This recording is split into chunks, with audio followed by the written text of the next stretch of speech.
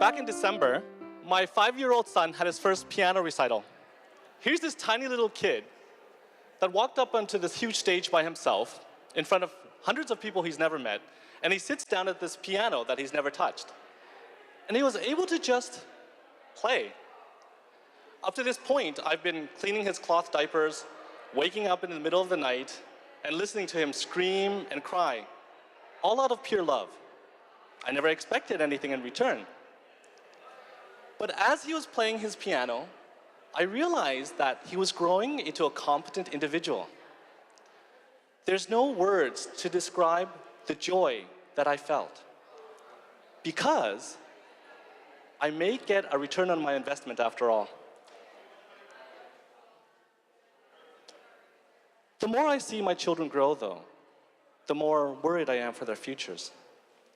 They're growing in a world in which globalization and technology are bombarding them with stresses and misinformation, magnitudes beyond what I was exposed to.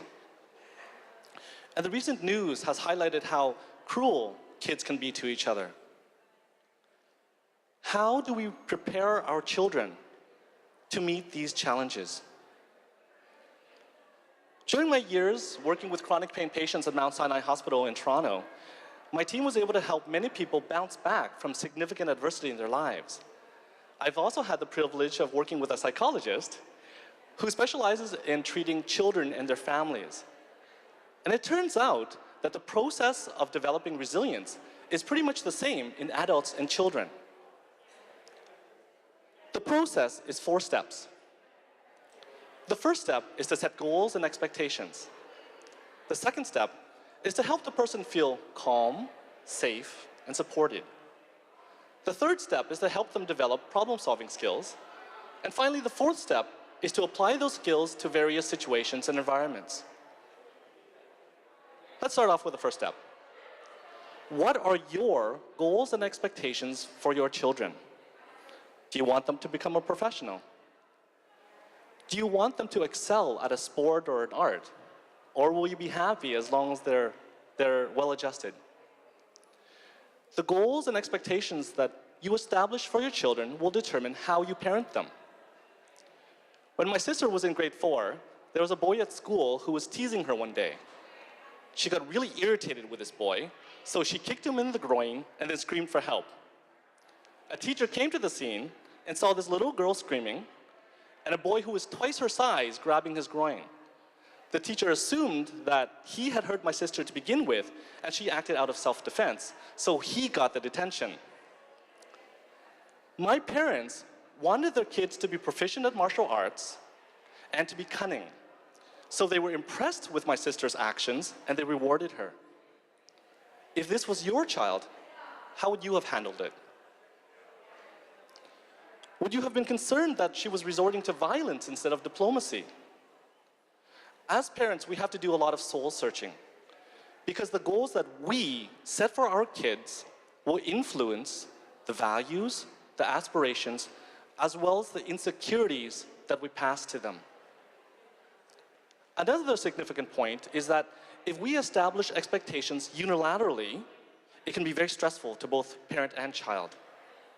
So for example, my younger son, I was expecting him to be able to sleep through the night by the time he was 2, because his older brother had. So after he turned 2, I became really agitated when he woke up in the middle of the night. And the more I asserted my expectations, the louder he screamed and the longer he stayed awake. This is when I had an epiphany that children are unique individuals the moment they're born. My younger son is not his brother. His abilities, personality, and motivations may not align with my expectations. So I had to adjust my expectations to him.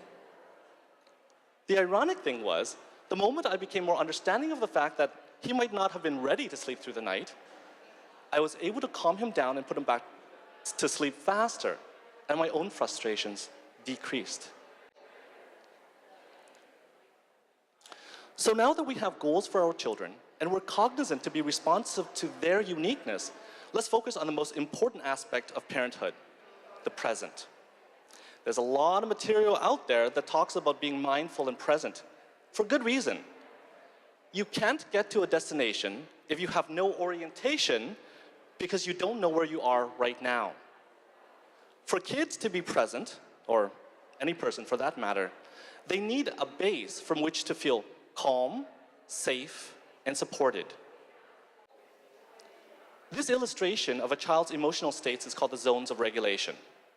The general concept is that if a child is in the green zone, they're thinking clearly, so they have complete control over their physical and mental faculties.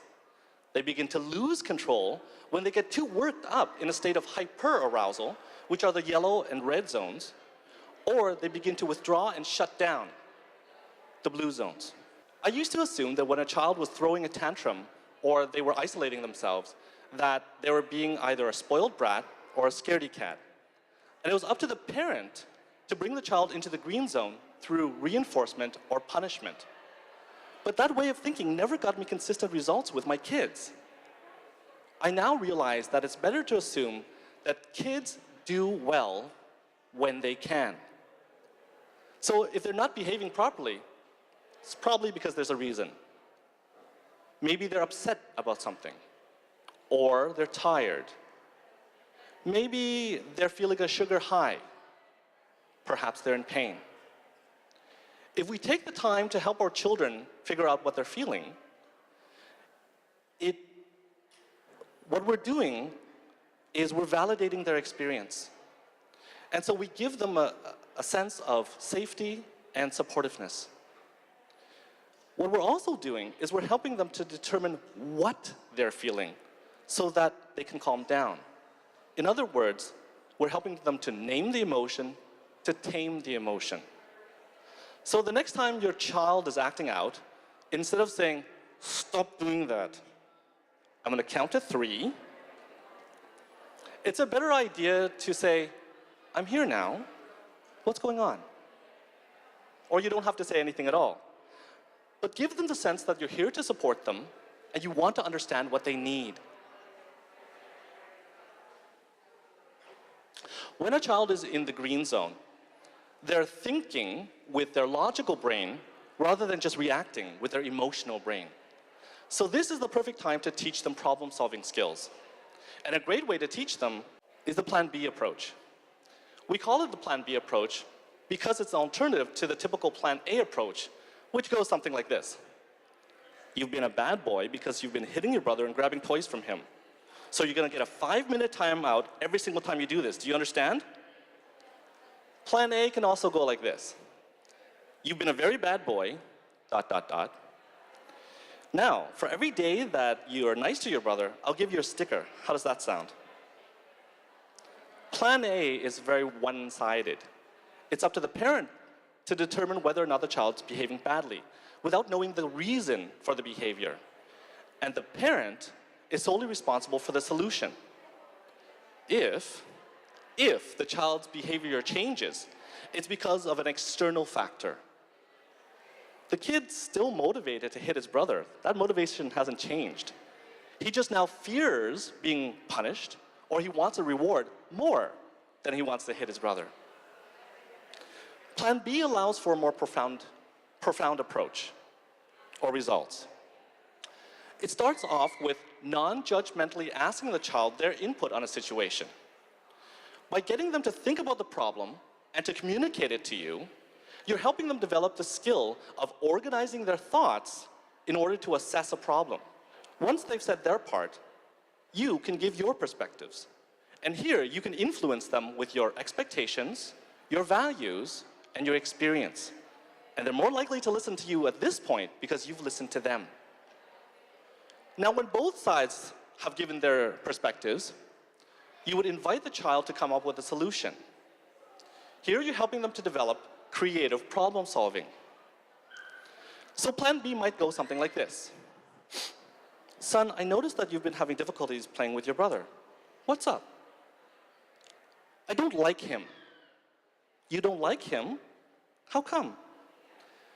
He's always taking my toys. He's always taking your toys? Yeah, and you always yell at me instead of him. I am yelling at you a lot, aren't I?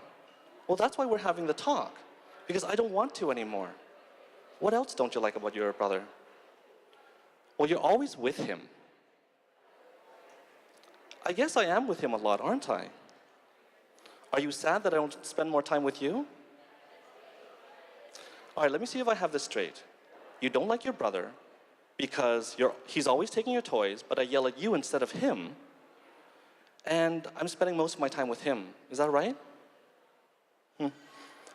Well, you see, he's very young, and I need to spend a lot of time with him because I need to help him to do things and make sure that he doesn't get hurt.